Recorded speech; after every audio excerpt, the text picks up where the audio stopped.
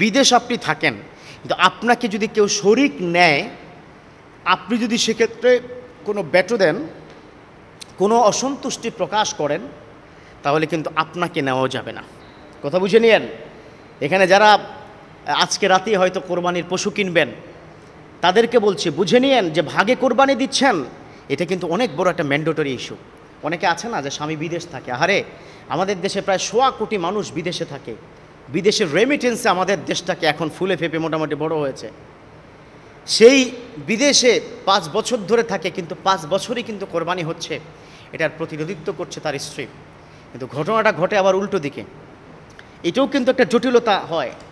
4 জন মিলে, 4 শরিকে মিলে একটা কোরবানি দিচ্ছে।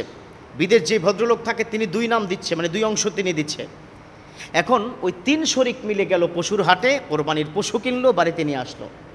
আসার পরে তার স্ত্রী ছবি তুলে পাঠিয়ে দিল। এবার সৌদি আরব থেকে ছবি দেখে আর বলে, এটা কোনো পশু হলো নাকি? এটা কি? এটা তো আমার কি ভালো লাগে না, এটা তো আমার কি পছন্দ হয় নাই, তুমি কি আমার কি দেখো নাই? স্ত্রী বলছে, আরে আমি তো আর কি যাই নাই পশুর হাটে। আরে তুমি যাও নাই, কিন্তু তোমার তো এটা খবর রাখা কি দরকার ছিল। আরে কি করে খবর রাখবো, আপনি এটা কি বলছেন? কয় না, এই পশু আমার কি পছন্দ হয় নাই, টাকা ফেরত নিয়ে আসো। এই ধরনের কিন্তু দুর্ঘটনা হয়ে যাচ্ছে।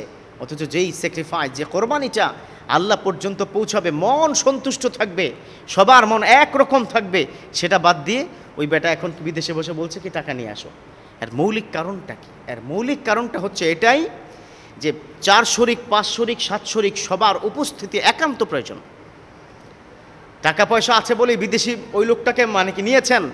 আবার এমনও হতে পারে বিদেশি মানুষটা মুখ ফুটে বলে নাই, কিন্তু বিদেশ থেকে মনে মনে বা ওই পরিবার স্বামী স্ত্রী মিলে কি বলেছে, এরা কি বোকা নাকি, এটা কি পশু নিয়ে আসলো এত টাকায়, 2.5 লাখ টাকা দিয়ে, এখানে তো এটা তো আমি হলো কি 1.5 লাখ টাকাও কিনতাম না। এই যে ঠকা বা অবিশ্বাস, যে না তুমি কি গিয়ে দেখো, এটাতে নিশ্চয়ই তারা কোনো কি টাকা পয়সা কি মারিং কাটিং করেছে বা কিছু একটা হয়েছে। এই যে সামান্যতম অবিশ্বাসের কারণে বাকি 5 শরিকের মধ্যে 4 শরিকের কোরবানি হচ্ছে না। এই জন্য বিদেশে যারা থাকেন তাদের নামে কোরবানি হবে, তাদের পক্ষ থেকে কোরবানি হবে, কিন্তু শর্ত হলো আজকাল হোয়াটসঅ্যাপ, ইমো, ভাইবার অনেক কিছুই তো আছে। আপনি যখন পশুর হাটে যাবেন, 5টা পশু দেখলেন, চূড়ান্তভাবে একটা পশুকে মোটামুটি ফাইনাল বা সেমিফাইনাল হয়ে গেছে, হয়তো আর 10,000 20,000 টাকা এদিক সেদিক হবে, তখন তার ছবি তুলে বলবে যে এই যে ভাইজান বা ইসমাইল সাহেব, এইটা কিন্তু আমরা কিনতে যাচ্ছি, আপনার কাছে কেমন মনে হয়? চেয়েছে 3 লাখ টাকা, ফাইনালি বলেছে 2,20,000, আর হয়তো আপনার কি 10,000 টাকা হলেই হয়ে যাচ্ছে। ভাল লাগছে কি? তিনি সেখান থেকে যদি ফিডব্যাক দেয়, হ্যাঁ ভালো লাগবে বা ভালো কি লেগেছে, তাহলেই করেন। সেকেন্ড ইস্যু হচ্ছে যারা বিদেশে থাকেন, আপনার কাজ কিন্তু আপনার শরিকালা যারা, তারা কি করে দিয়েছে, এত বড় স্যাক্রিফাইস তারা করছে। আপনার স্ত্রী তো সামনে কি যেতে পারবে না, পর্দা খেলাফ হবে, একটা ওয়াজিব কাজ করতে গিয়ে ফরজ তরক হয়ে যাবে। এই জন্য বিদেশে থাকেন, আপনি তো বুঝেন না কত কষ্ট করে তারা পরিশ্রম করে গরুর হাটে যারা যায়, এই বৃষ্টি কাদার মধ্যে তারা বুঝে কত ভয়ঙ্কর সেখানে পরিস্থিতি হয়। সেই পরিস্থিতিকে উপেক্ষা করে পশু কিনলে নিয়ে আসলো, আর আপনি ওখানে কি বসে বসে বললেন এটা পছন্দ হয় নাই। এটা করবেন না।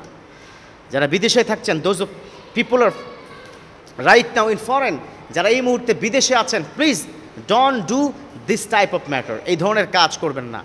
চিন্তা চেতনা আপনারা এভাবে রাখেন যে না ঠিক আছে, আলহামদুলিল্লাহ আপনার এই পশু কি পছন্দ হয়েছে, মন থেকে চিন্তা করেন।